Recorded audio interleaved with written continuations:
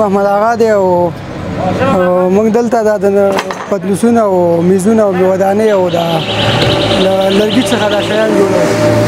اوس دا قسم په قسم شیان جوړېږي، پتنوسونه، ودانۍ، میزونه، ګیلاسونه، جیپونه، تربوزونه، دا کاسې او دا شیونه ته جوړي. خواري خو زیاته ده، خو د ماشین کار هم پکې دی او په لاس کار لاس کار هم پکې زیات دی. او دا نور کته ولایتونو ته هم ځي، قندهار، هلمند او ګاونډي هېوادونو ته ځي، پاکستان ته ځي، ایران ته ځي، هم ترکیه، دوبۍ، قطر دې ځایونو ته ځي.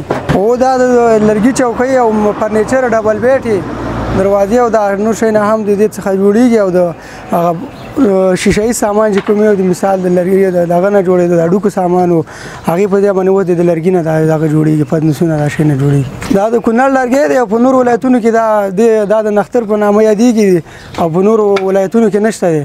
دا یوازې په کونړ کې دی چې دلته د خلک دا کار اخیستلی شي. نوم مې عطاالله دی او دغه ځایونه کې دا د لرګي لوښي خرڅوو.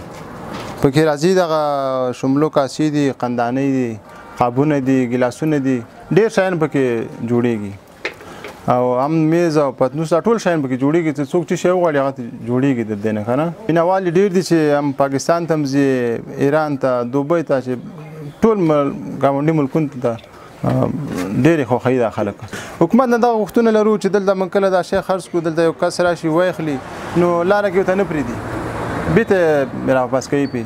نو موږ وایو چې به دغه شیونه دي او ورته پرېږدي چې خلک یې واخلي، کورونو ته یې یوسي، استفاده ترې کېږي.